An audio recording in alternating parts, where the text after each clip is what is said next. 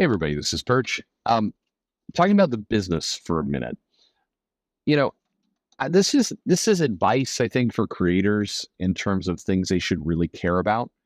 And in my opinion, and there's a lot of different things and different aspects, and how the creator views the business. I'm going to talk from a perspective of kind of an established creator, somebody who's been doing this for say more than 5 to 10 years, and things they should start to think about from their careers. This would be like almost career coach discussion. If you're entering into comics, these are things I think you should put on your roadmap, things that I think you should kind of understand a little bit long term where you want to go. This is again from my perspective, and there's a point of view of creator will listen to this going, it's a bunch of bullshit. This isn't what I think about. This isn't how the business works. Lots of reasons to ignore everything I'm about to say. But I think there's at least hopefully some wisdom in there that can be beneficial to you. So, one of the things that I think is really valuable to you, and can be a free service. You can pay a little bit of money for it. But I think a lot of people either ignore it, don't really know it exists, or they kind of downplay it, is, getting to know yourself and what are the drivers in your personality that help you work. And by the way, it's a good advice for everyone, not just comic people. There's a number of different, there's the Myers-Briggs test, there's insights, there's a bunch of different personality profile tests you can take. And I highly recommend that you take one. There's several that are online that are free. You can get kind of the light version, or you can step it up and you can pay, and paying can be like $75. And if you're a creator that's, active in the industry right now, and you're actually got steady page rates and you're selling original art or whatever, I would suggest you take insights. Because what it will do is we'll go through a number of questions, and it will give you a profile of kind of what your natural tendencies and how you, they call it show up in a room. What's your external persona? What's your internal persona? And the value of it, sometimes you can take these tests online for free, and they're fine. But the value is in the conversation where somebody reads out or you get some explanation as to what the results mean. So to give you an example, and I'll explain why this is so important, because I watch a lot of creators when they show up either to get work, or they're talking to fans, or they're doing something that kind of wanders into that professional side of their career, often blow it. And when I say blow it, it just means kind of do things that takes money out of their pocket, either by engaging in fans in an overly aggressive way, or not managing your business in a proactive manner with the publisher, or being too soft when asking for page rates, or a lot of very kind of easy rookie mistakes that, again, you see in every business. It's not just comics. It's how you ultimately manage your career. And I think, this is something that I coach people on when people are wanting to kind of accelerate their style or their management or what have you. I say, you need to build a roadmap for your career. You've probably heard of a roadmap for a publishing schedule, or for, a number of things. But a roadmap for your career basically says, all right, where are you in 10 years? Then where are you in 5 years? Where are you in 2 years? And what's your ambition? What do you want to get to? What are the things you want to do? Want to manage people? Do you want to live your own isolated life? Do you want to be self-sufficient financially? Or what are the kind of things you want to do with your career? And then how do you back into that? What are the different levers and tricks you need to do? And when I talk to different groups, if you talk tech people, they're all over this. They usually have a very clear plan. They know where they're going. They're, taking various classes. They're getting involved in learning programs. They're getting degrees, whatever it happens to be. There's a large obsession with the career from that level. When you look at comic people, by and large, there's almost a hard desire not to get involved in those things, to not worry about career, to think those things are gross, or or whatnot. And I think that it's to the detriment, because if there's one common thread, when I think about different comic creators, writers, artists, aspiring writers, editors, etc., the one almost common mistake I see a lot of them make is in how they show up when it's time to get a job, or time to write an email, or other things. It's, when you went to go to, try and solicit a job from an editor, What are you wearing? Did you put on the nicest outfit? Does your hair look like you just rolled out of bed? People are used to creative types looking more disheveled, let's say. Um, but there's a limit to it. When you're brand new, you don't have a brand yet with that publisher. You don't have a persona with them. I'll give you an example. Seeing Sean Murphy in Seattle about a year or two ago, more than that, 2 years ago. I don't remember. Anyway, he's got a hat that he was wearing, so it's like almost a Western kind of view of what he had. But then he had a little bit of jewelry on. But he has a established look. Like when he shows up, it's distinctive. It doesn't look unprofessional. It is one of the things where you remember enough elements of it that weeks later or months later or years later, you've got something to tether onto. I don't know if he intended to do it, but when Ben Templesmith would show up at a convention and he's like all dressed up, looking very dapper in kind of the suit, it becomes an interesting brand. He shows up looking, for him, it's actually very clever. For all the, I think for Sean, for Ben, both of them very different people, but employing a similar strategy. And I would love to ask them sometimes, conscious or unconscious, because with Sean, he has this kind of superhero persona. He's been doing the Batman work. His sketching is there's a little bit more scratchiness to his sketching, to his art. He really meticulous cars and other things that he does there. And so the look and the persona in a weird way kind of fits that. It feels very natural and comfortable to the way he draws. With Ben, you get this guy who's dressed in a suit, again looking very dapper, looking very put together. And then he's showing this very edgy, dangerous art that kind of wanders into horror or other elements that, really grabs your attention. And so, you're seeing this very kind of, guy who, you can take Ben and you can kind of, with very little tweaking, send him into a boardroom somewhere at a bank. And it is, you'd be like, okay, this guy belongs here. And then, he's going to pull out some of this art that is, completely, different from what you would expect. And those things create a brand. It creates a moment. But both, and again, I'd love to know if it's how thoughtful it is on both part. Both of their looks, the way they show up when you haven't met them before, when you're seeing them for the first time, both look very thoughtful. And I see a lot of people show up who are new to comics or trying to break into comics, and it looks like you put on this T-shirt, it hasn't been washed, and you just came out of a shower, and And again, you're there to push, writing comics, and you're going to do so from your own apartment. So, like, who cares, right? It shouldn't matter how you dress up, except it does. Except the publisher and the people there will view it in kind of a lot of weird ways. In some cases, they'll view it as a test. Does this guy give a shit enough about the job in order to kind of put a little bit of attention into their brand? That doesn't mean like wear a suit and a tie. It just means be thoughtful about how you look. Do you look distinctive? When you see the person the second time, does that look persist, or are you wearing a different kind of just random T-shirt? How are you showing up?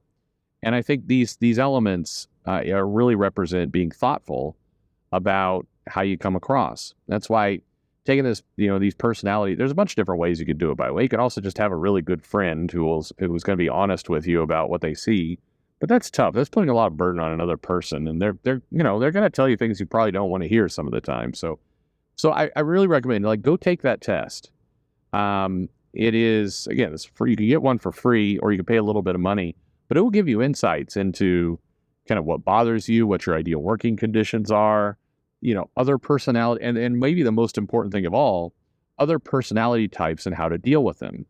So to explain a little bit about this, in more detail, there's a bunch of different tests with different colors, different personality types. They all kind of boil down to a similar grouping. And the insights is one of the easier ones to understand and probably explain in a video like this. So you have basically 4 colors that represent 4 personality types. And right off the bat, by the way, and this is always, when I recommend this, one of the biggest pushbacks I always get is like, you can't take the, detailed human personality and break it into 4 quadrants and that's it. You're right. People are more complex than that. But you're not trying to get precision. You're not trying to get 100% accuracy. You're trying to get like 60% accuracy. You're trying to just get vague sense of how to navigate people. Unless you're going to marry somebody, You don't need to go to that level of detail with people. You just need to get enough that you know kind of more or less how to navigate a conversation with them.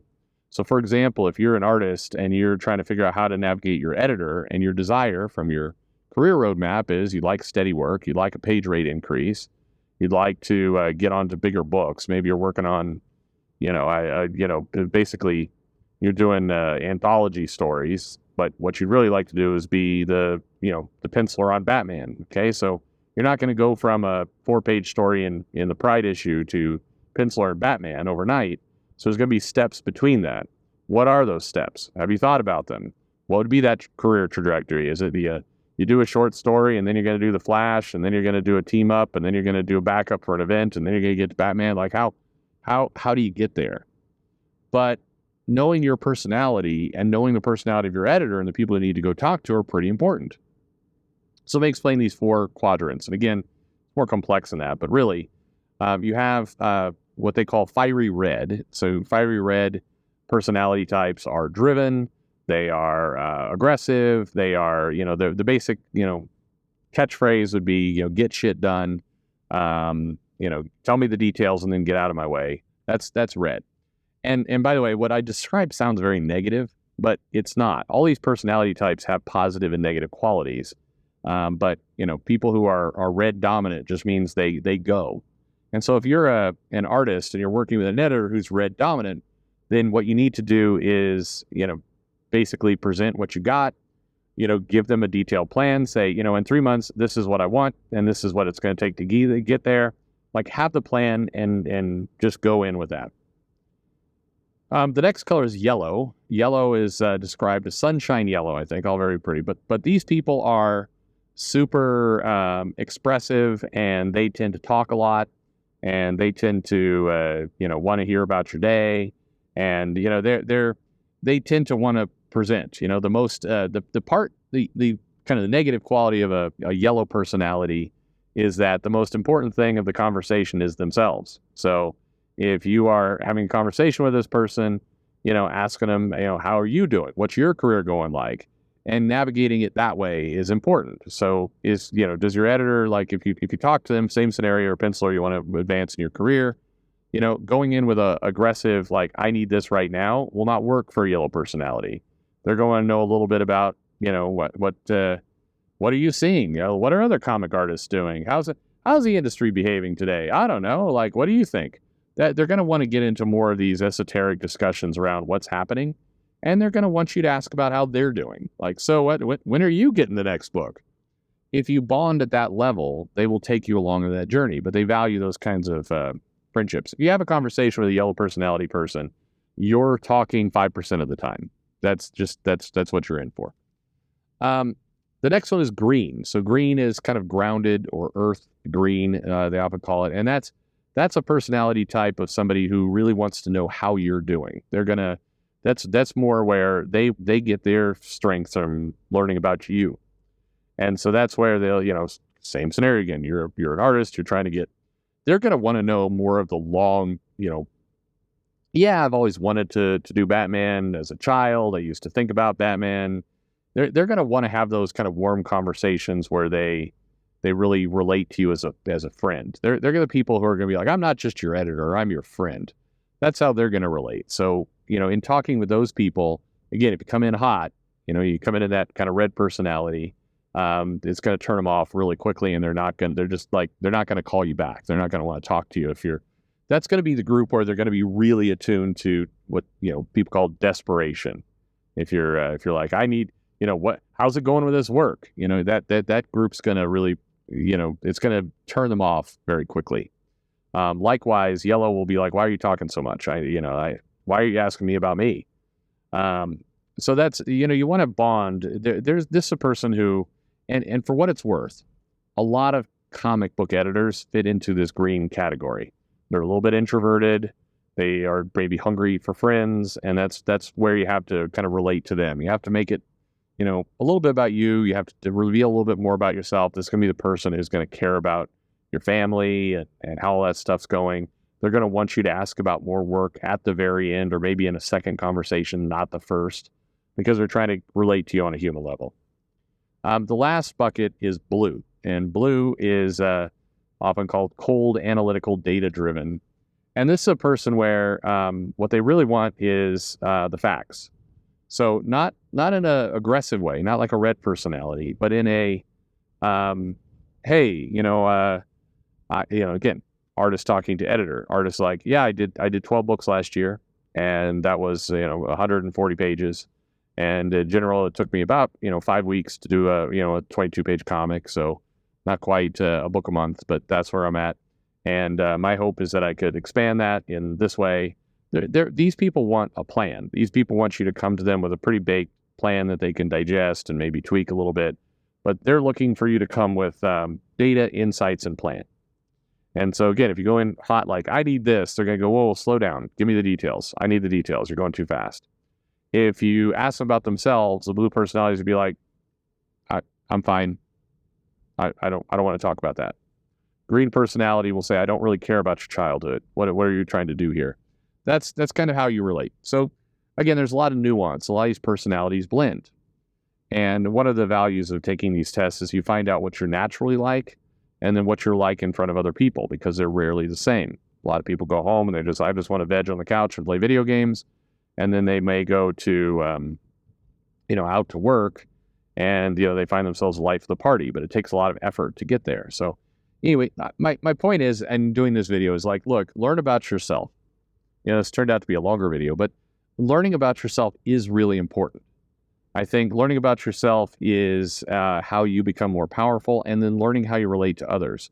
If you are a comic artist, writer, whoever, and you're struggling to get a job in comics, you really want one, but you just can't seem to get there, or it just doesn't seem to work, or, you're tabling at a convention and, you struggle to connect with fans, or it just makes you very exhausted, you don't like doing it.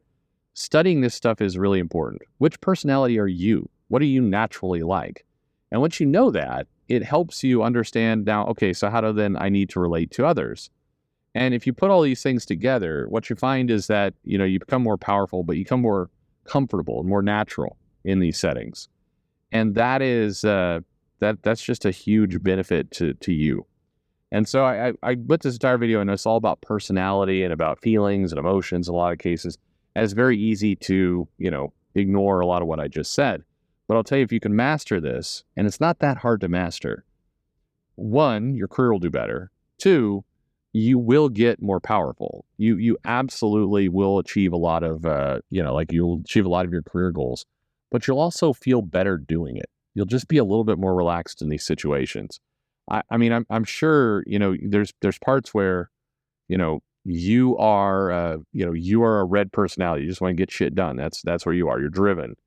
And you interact, and if you find yourself saying, I interact with a bunch of lazy dumbasses all day long, all they want to do is like gossip and talk and about their feelings, or they just seem to want to look at the data. Like, I want to study the data for like 3 months before I make a decision. Like, this stuff will drive you insane.